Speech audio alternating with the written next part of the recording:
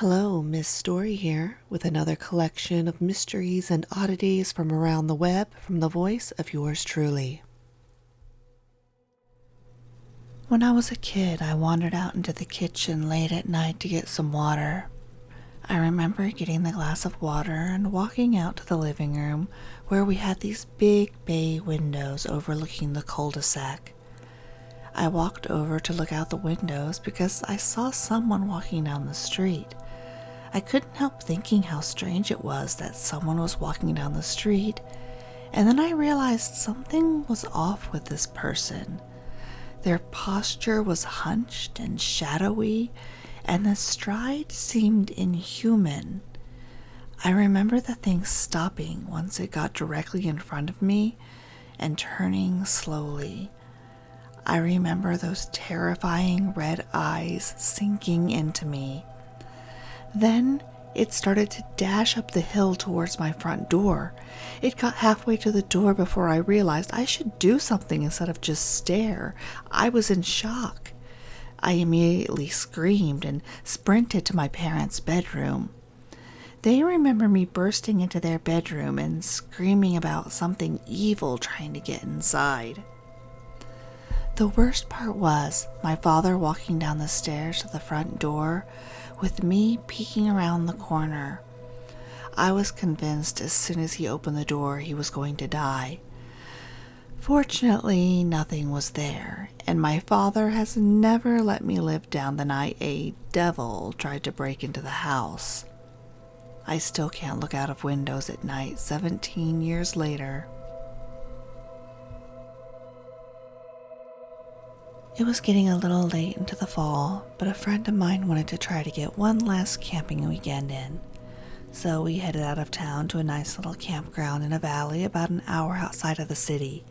It was great as we had the whole area to ourselves. Lots of trees and a lot of leaves on the ground. It was a nice night, and we headed to bed as the wind picked up. I woke up several times thinking someone was walking around the tent, but rode off as the wind blowing the leaves around. Woke up the next morning and was stretching outside the tent when I heard the sound of a drip, drip onto the tent. I looked at the tent wall and noticed there was this fluid on the fabric. Strange. I looked up at the tree above the tent and saw what the fluid was. It was blood.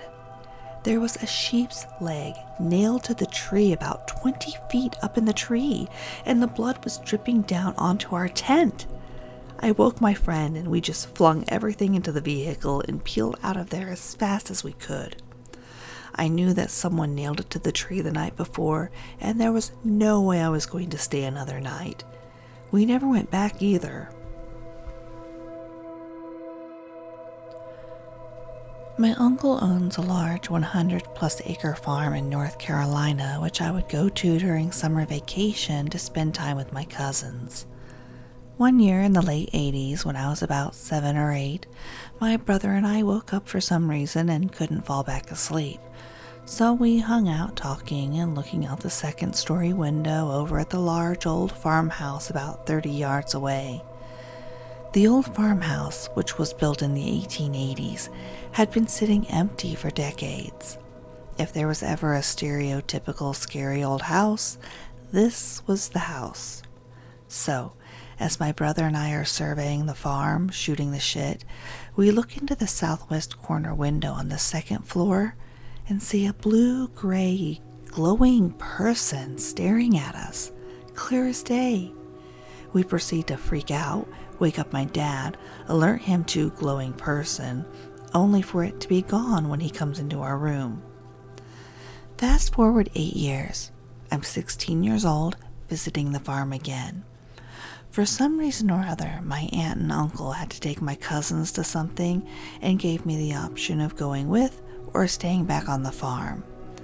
Sensing my first free time in weeks, I pounced on the opportunity to be left alone.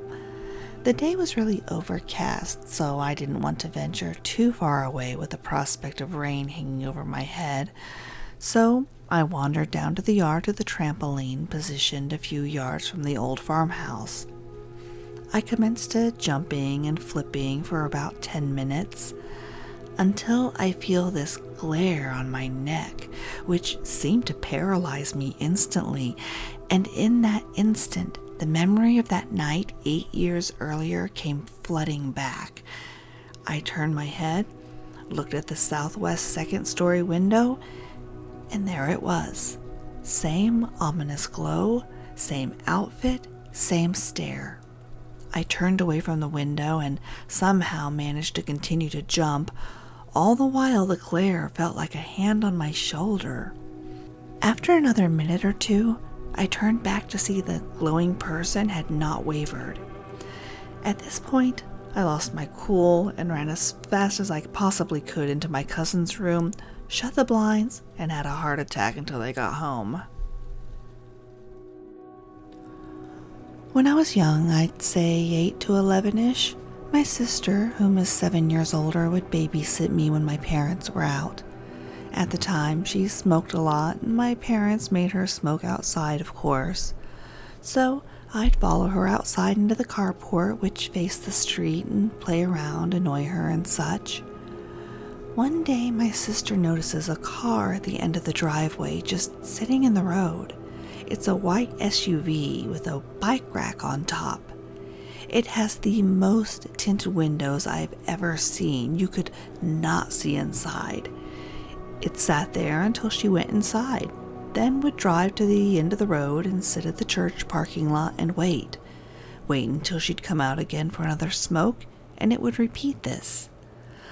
Odd, but my sister is a brave lady and just kind of ignored it. That is until the next day while my parents were out again, and it showed up again. It would just sit at the end of the driveway and just watch.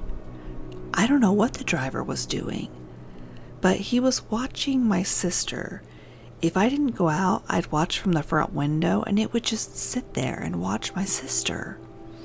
She told my father, who was a sheriff deputy at the time, and he called the cops, made a complaint. They showed up, looked around, but the SUV was nowhere to be seen. Months went by, and nothing. Then one day, a good 9 months after this had all started, and 4-ish since the last sighting, it was back. It became a regular occurrence. Another day, my sister was outside doing her nasty habit, and sure enough, here it comes. This time we were alone as usual, and she decides that she's had enough. She tells me to stay in the carport, and she's going to go confront them.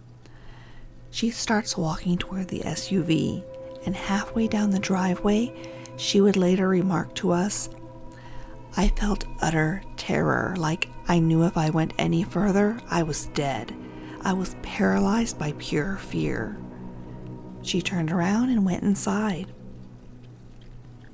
Finally, the family car was in the shop for some kind of issue, so we were all stuck at home for a night and had to get delivery. While my parents are home, my sister goes outside to smoke. I go outside with her, and eventually, the SUV shows up. She tells me to run inside and tell my father, and I do. My dad promptly gets his gun and starts briskly walking down the driveway with it in hand in the direction of the SUV, but not level towards it. The SUV floored it, down the road, and peeled out onto the nearby large highway. My dad, being a cop, noted the year and model and distinguishing features. The scariest thing? The license plate had been covered in duct tape. We never saw it again, and my sister just kind of shrugs it off now. One day while doing my laundry, one of the lights blew out in my basement.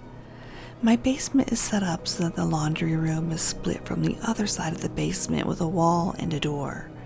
In order to get upstairs, you have to exit the laundry room and go through the other part of the basement. So, the light blew in the other part, not the laundry room. As it was the only light on that side, it was pretty dark. I finished the laundry I had to do while dreading the walk through the dark basement. I exit the laundry room, get halfway through the basement, and I hear a loud cackle. Imagine a sound people make when they imitate a witch. Take that and imagined that the witch had been smoking for 50 years, making her voice deeper and hoarser. That is what I heard, clear as day, right behind me. I did not hesitate to bolt for the stairs. I waited until my father got home and then changed the bulb. I have yet to hear that cackle since, and I have not told a single person in the house about it. I hope you enjoyed these creepy tales. If you did, please like and subscribe, and I will be back with more mysteries and oddities from around the web soon.